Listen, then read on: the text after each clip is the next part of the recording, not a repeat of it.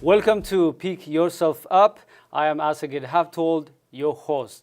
Today I have a special guest. He is the new executive county for Montgomery County, Marc Elrich. I'm so much excited you to be here. I know how much busy you are.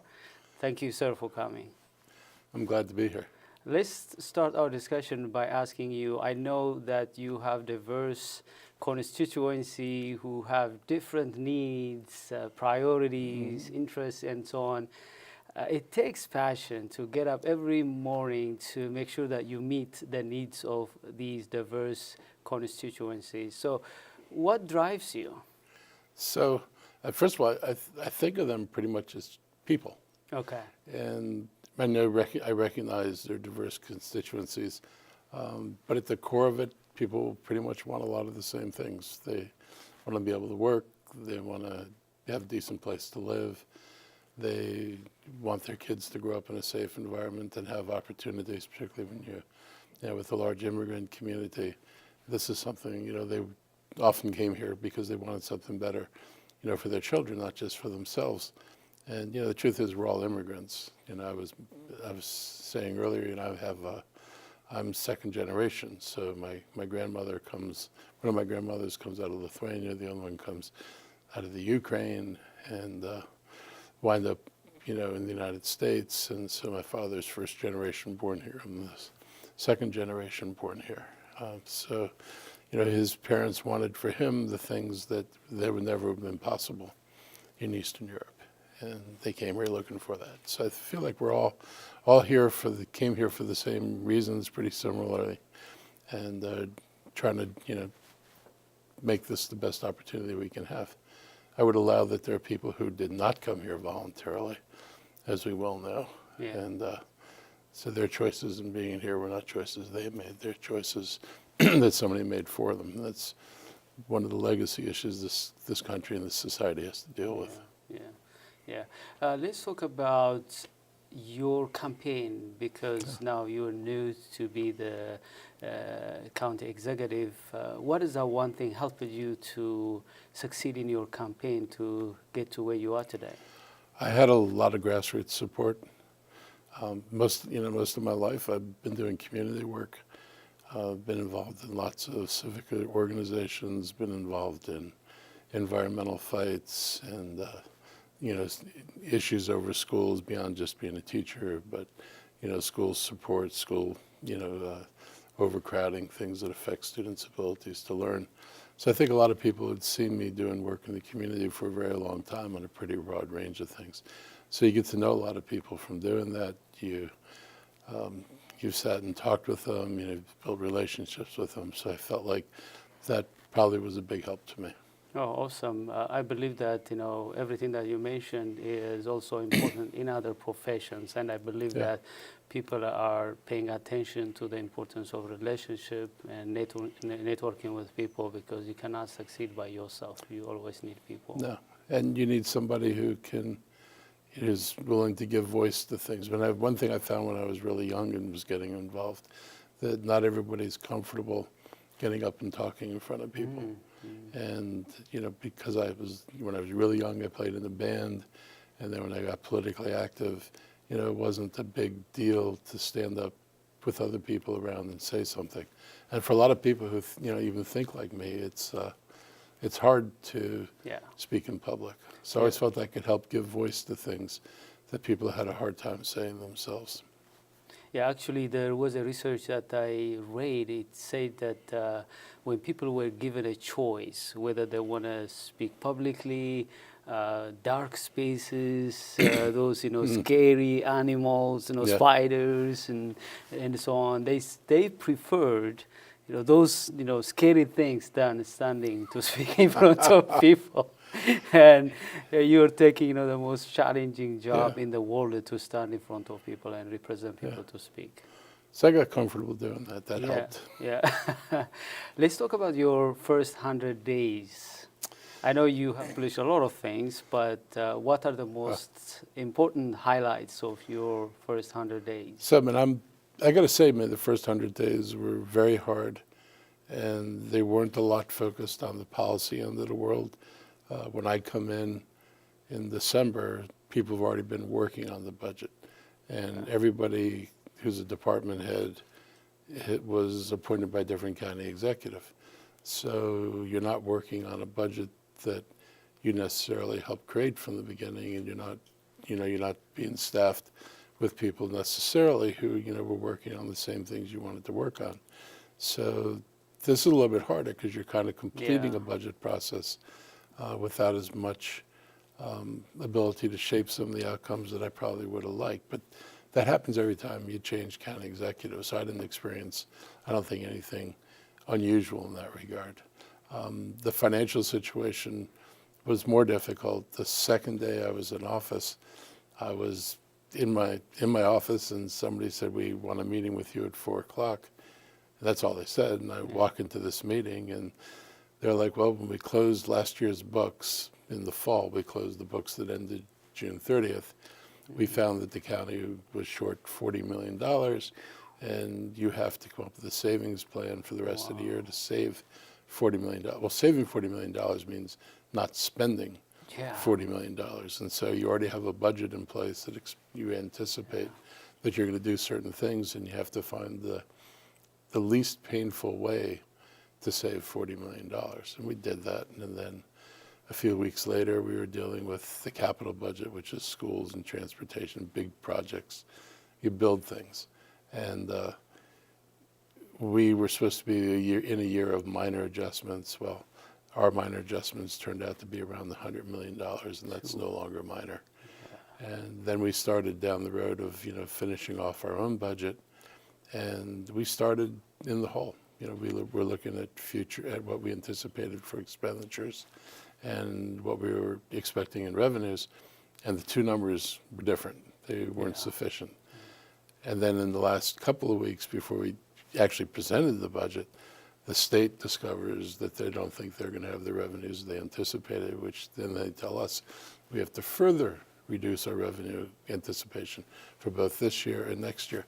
So that was hard because I felt like I was always dealing with the changing, scenario, and the focus was much more on numbers than I would have liked. I don't mind doing numbers.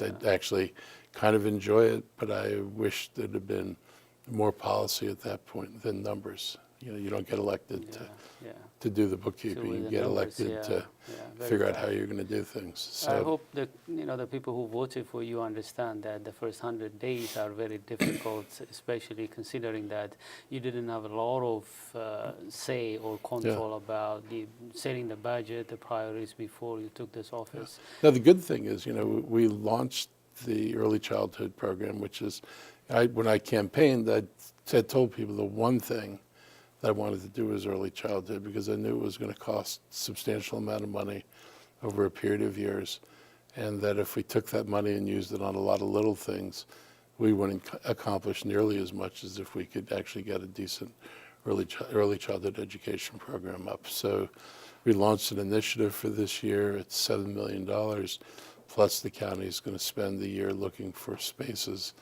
so we can further the expansion of the program next year.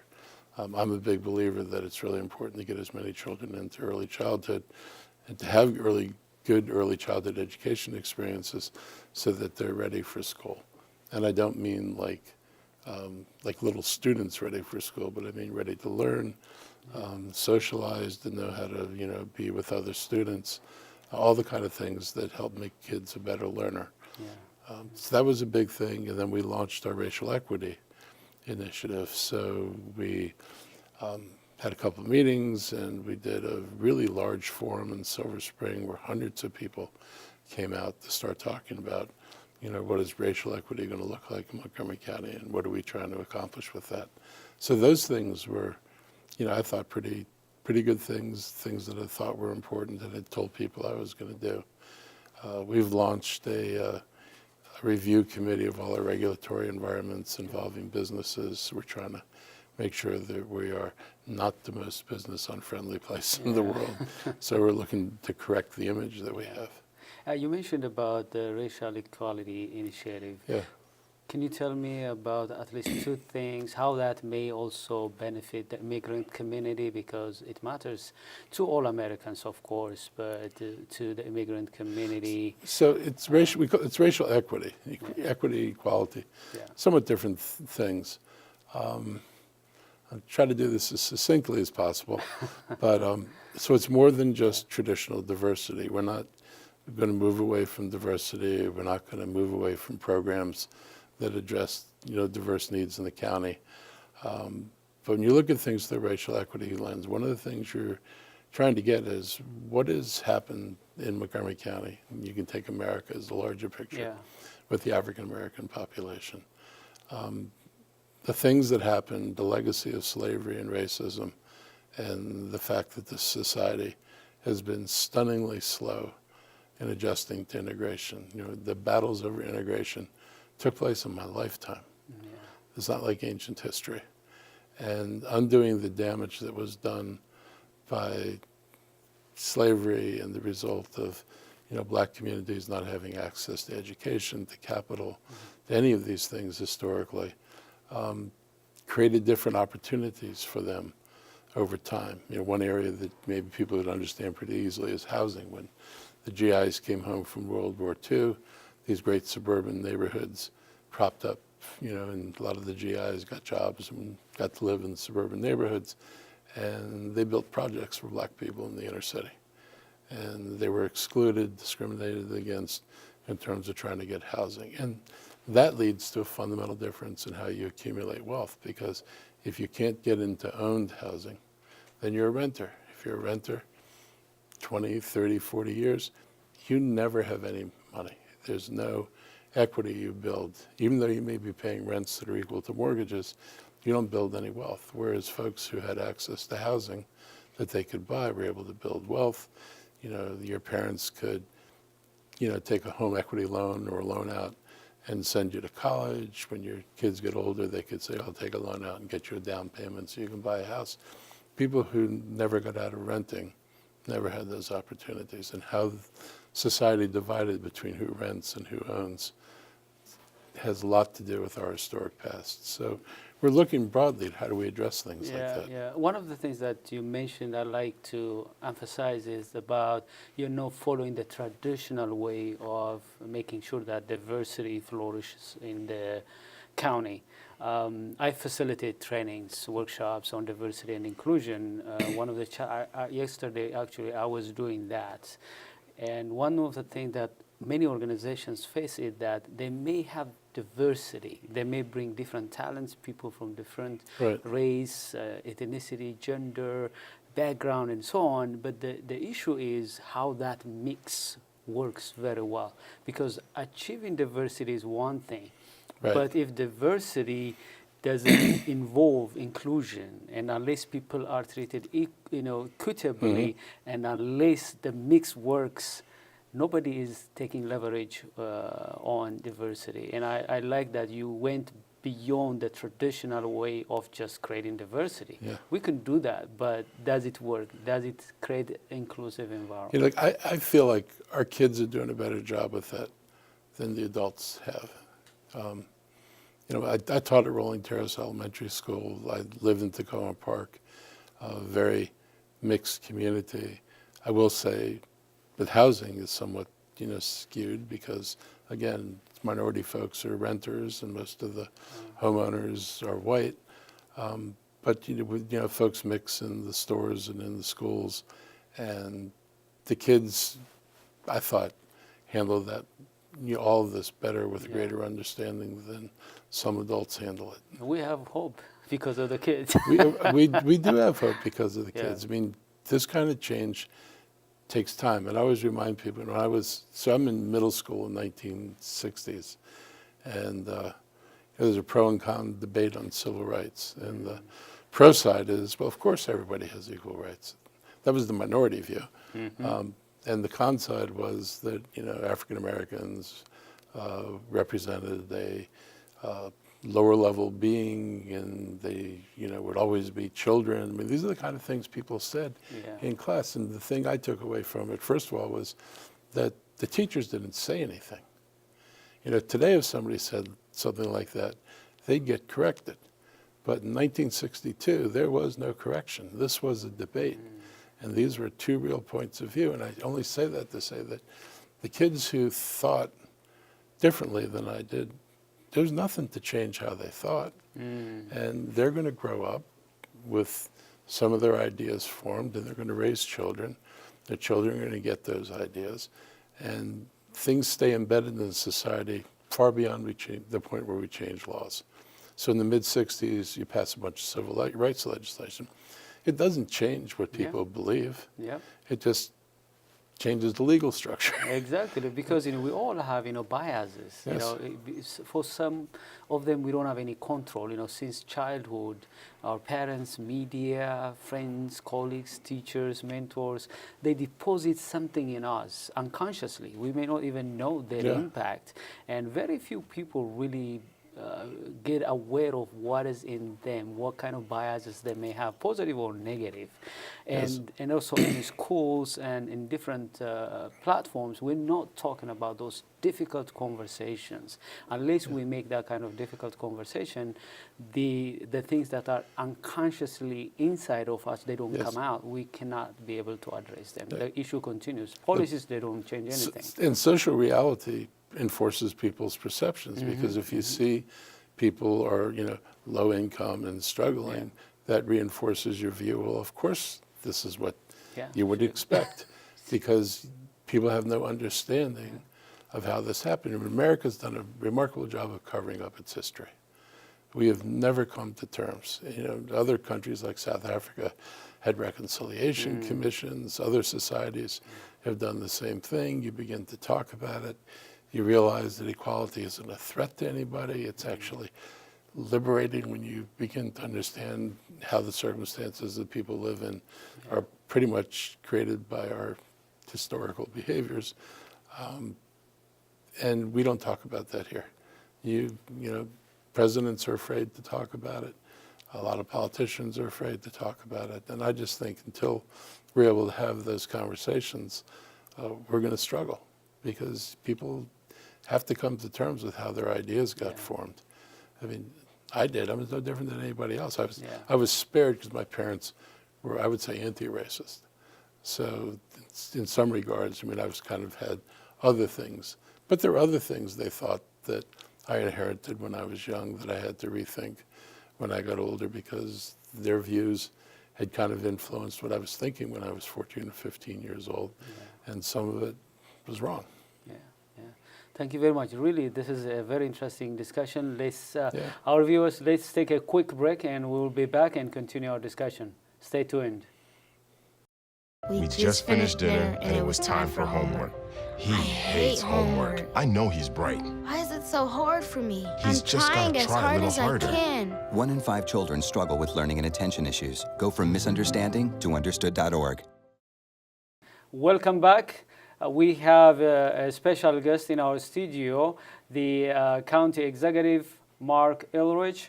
We have been talking about his 100 days achievements and some of the policies and programs and initiatives he has been pushing so far. We'll continue our discussion. Remain tuned. Let's take the last discussion we had, which was about racial equality. And I know you mentioned about how hard it is to address it, and it's impossible really to address it by policy or some procedures and so on. So would you do things differently going forward to address that? What would be different compared to what the county has been doing? Well, I do think policies matter, and in fact, one of the things that we're hoping is that looking at things this way actually informs our policies. That when we make a zoning decision, we actually think about who it affects, not just, am I going to get these beautiful new houses here, but who's not going to live here anymore? And, who's going to get pushed out because they're not going to have any other place to go. If you had to think about that, it might affect how you do policies. And I've had conversations with folks in the healthcare arena where they talked about whether, if you're really trying to improve health and you only focus on diseases, you miss some of the impacts, particularly that affected the African American community over decades. And if all you're going to do talk about is diabetes and hypertension, well, you're missing some of the other things. So I think it makes us more aware of what we're doing. And again, I think talking about things openly gets people thinking. And I've talked to people who said, that some of the conversations are uncomfortable at first, but when you think about it, you realize, A, it's not a threat to you, and that it's actually healthy to have a more holistic view of how things got the way they are. And I think it helps make you temper how you look at the world a little bit and how you interact with people. So that stuff matters. All right, yes. Let's talk about immigrants and immigration. As you know, this issue has been very controversial since 2016, and now we know that Montgomery County is a diverse county, and trying its best to push back some policies that are very aggressive against the immigrant community. Right. Will there be any change because now you are the county executive? There won't be any change in policies. I mean, I'm not going down Trump's road, and nobody in the county government wants to go there. So all the things we've done that we think make Montgomery County a welcoming and open community, we're going to keep doing that. And we're do the work we need to do to help immigrant communities get integrated into society and make sure kids get educated, which some people don't realize it, but it's actually a federal law. And you don't have a choice about whether you're going to educate people, so they need to get over it. But we're going to keep doing that. One thing that's been raised is we really don't have a kind of welcome center here, and that it would be helpful to have a place where immigrants could come and have a one-stop place where you get directed to services and can get help and can get guidance, because a lot of people land here and they don't necessarily know where to go, or they have to figure out what we have and what we don't have. And so we've talked about trying to create a center of sorts that would provide centralized information and help people figure out how to navigate the system, where to get help, so that they spend less time trying to figure out and more time able to understand that the opportunities to get help are here and where do you go to find it. So that's one thing. It was something I talked with with a group of members of the county council. They had an interesting model. I looked over, one of the things that they gave me, kind of based on San Diego, and we've talked with some of my staff, and there's some enthusiastic interest in trying to flesh this out. So I think that's something that you'll see, and that'll be a little different than what we've done before. It's interesting, to have that center. I would have benefited a lot. I came 14 years ago. I didn't know where to go. It took me years even to understand what kind of benefits I may get as an immigrant. Right. In this regard also, don't you think that the same thing should be done to small business owners, immigrants? Because myself, as a small business owner, I struggle. There are trainings and so on, but coming from another culture, new to the system, really there are content, there are programs, but they're not customized to the immigrant community business owners, because we're a new culture. There are a lot of blind spots. So I think this is one of those things that actually has a broader crossover, because on the one hand, we rely on small businesses in general. They don't get a lot of support. So a lot of times small businesses, they have higher failure rates. They start up and a lot of them don't make it.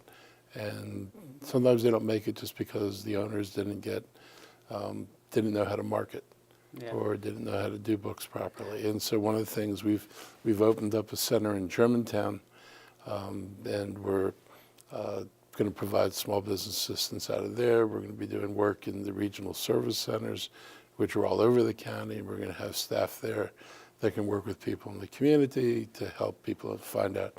It'll help direct them to where you can get assistance.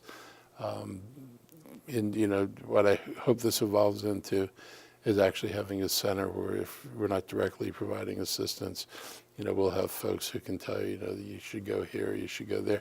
It's got to be easier than taking classes, because a lot of times people don't have time for classes or class schedules. So we want to make sure there are places where people can check in and get assistance. I've seen some incubators that where I really like, part of their model was they had somebody there on staff who knew marketing. And so if you were working on a project in the incubator, you could go to that person and say, okay, this thing as a product is ready to go. How do I market this?